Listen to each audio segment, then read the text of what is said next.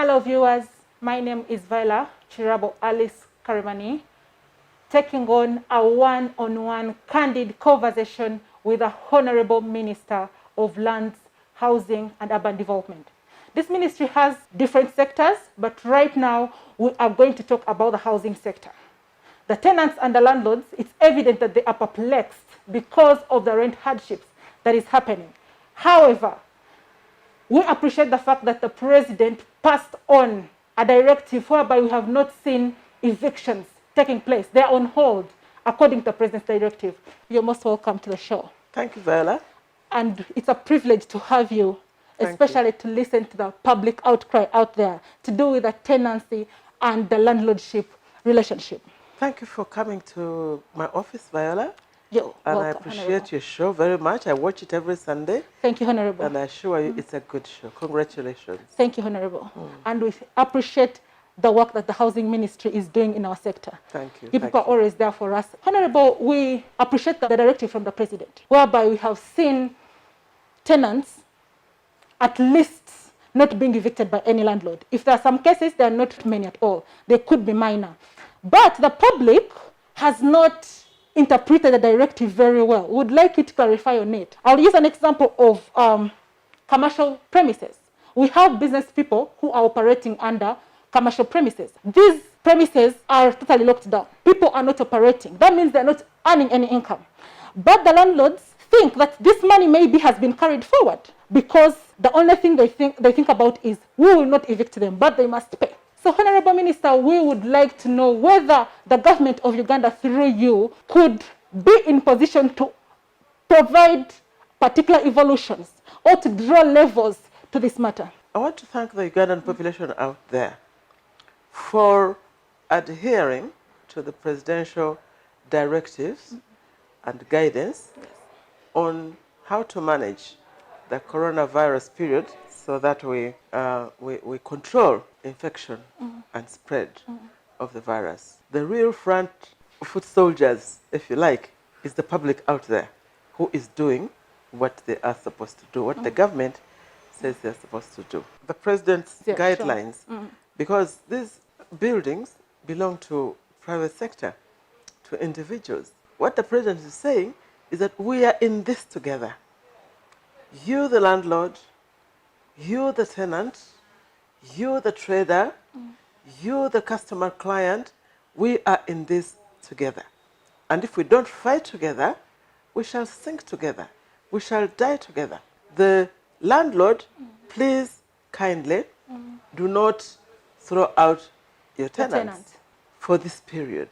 But government is saying, landlords, please wait for corona period to pass over. When you wait, government has interventions which may not be directly putting money in the pockets of the landlord. Tenants to pay the landlords, but which will eventually lead to that. Because one of the interventions are through the banking system. I know that landlords are developers and investors, and what they need is low interest rate capital to do the business, which they borrowed at very high interest rate.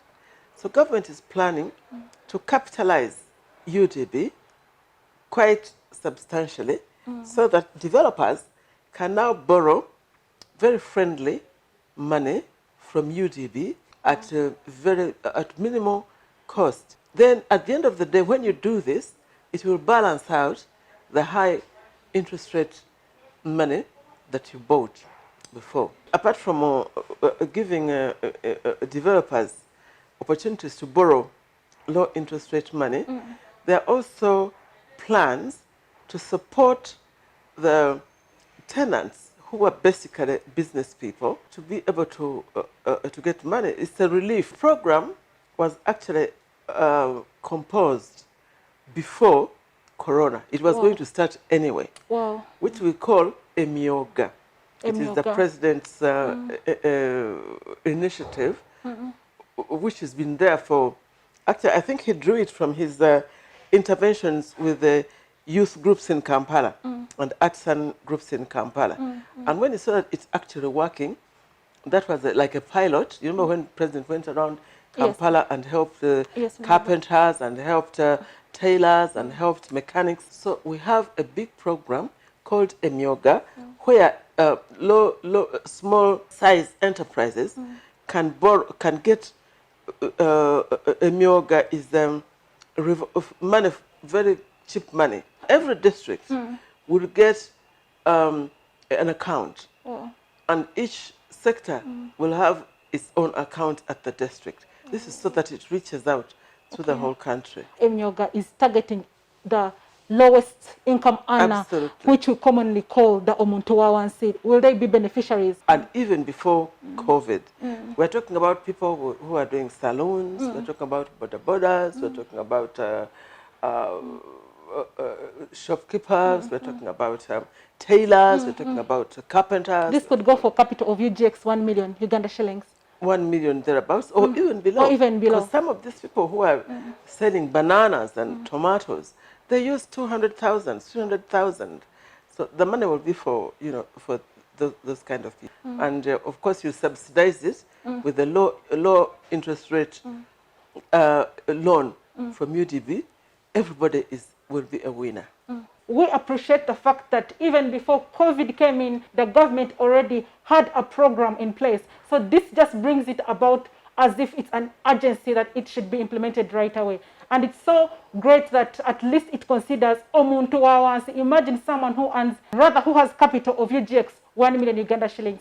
Honorable, how will such people access this money or access this relief from the government? But the modalities of what you need to do to access it will be unveiled at the proper time by the Minister in charge of microfinance, the Honorable Haruna Kasoro. But what I can assure you, in principle, it's going to be very user-friendly and easy to access, because government has been, is aware of the difficulties that the youth livelihood programs, the women programs, and the others. We have learned from the challenges. Honorable Minister, we don't know whether this is going to take on a long haul. We don't know whether this is going to be lifted because we don't know what is happening.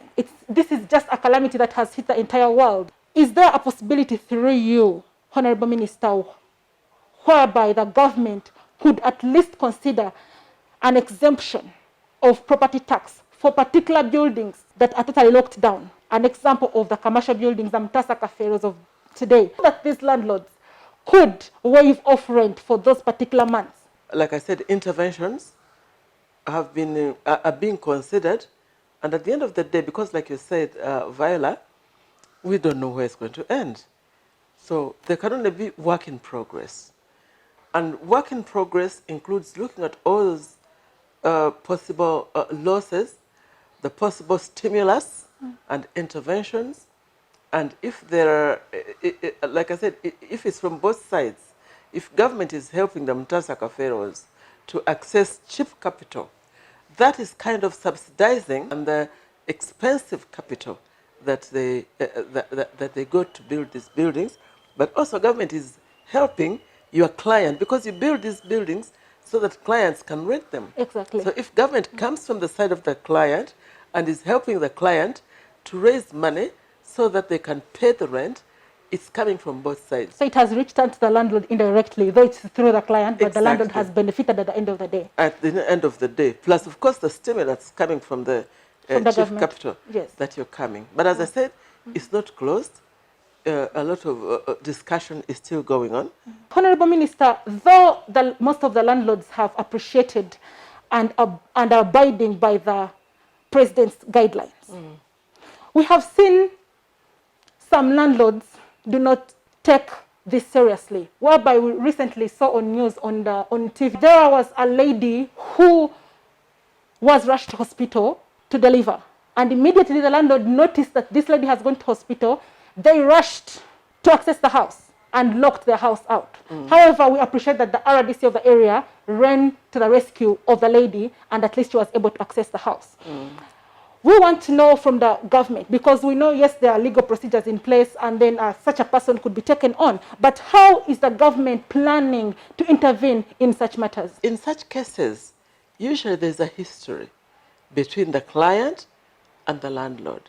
And I think the landlord takes advantage of that history to close his shop. Because there's no landlord who would want to lose a reliable client who has been paying and communicating well with the landlord. Plus your lifestyle, the way you conduct yourself. I saw a woman, for instance, who was saying she was rearing chicken, and this lockdown hotels and her clients, and she said, anyone out there, please come at least take them on credit, you know.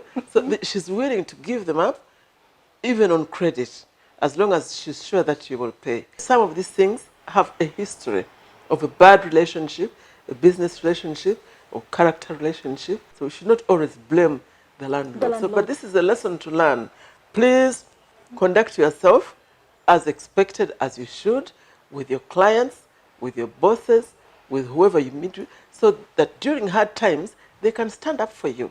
Absolutely. I think we all understand that the government at least has everyone in plan, and that is really beautiful. However, back to our question, whereby we wanted to have a conversation with the minister to know what could be at least cooking under the housing sector. At least we appreciate and we are comfortable that there is at least a bit of relief in regard to the issues at hand, especially to do with the rent hardships, whereby people are totally locked down, they are not working. Thank you so much, Honorable, for your information. It is really important that the viewers have heard this. I'm very sure there are very many people out there who didn't know about such, though, like you told us, the modalities will be out there and we shall know how to go about some of these relief plans. Now, Honorable Minister, you can kindly pass on any other information that you would like the viewers to hear from you. First of all, like I said, I want to thank everybody who has participated in one way or another in this war against COVID. Religious leaders, political leaders, community leaders who have mobilized the community behind the head of state to fight a war for Uganda. I'd like to call upon Ugandans to please hang out there, because COVID will end. It surely will. We pray so. Yes, we pray to God, but hang out there, but also share. Share. If you have 2 kilos, give 1 to your neighbor. I assure you that tomorrow, your neighbor will also give you 1 kilo when you need it. If we share, if we are patient, if we stand behind the president and do what he says, we shall win the war against COVID. Thank you so much, Honorable Minister, for your time. We know you have a very busy schedule, but thank you for sparing this time to at least give something to the viewers. I'm very sure their ears have been fed very well. Thank you. God bless. Thank you too.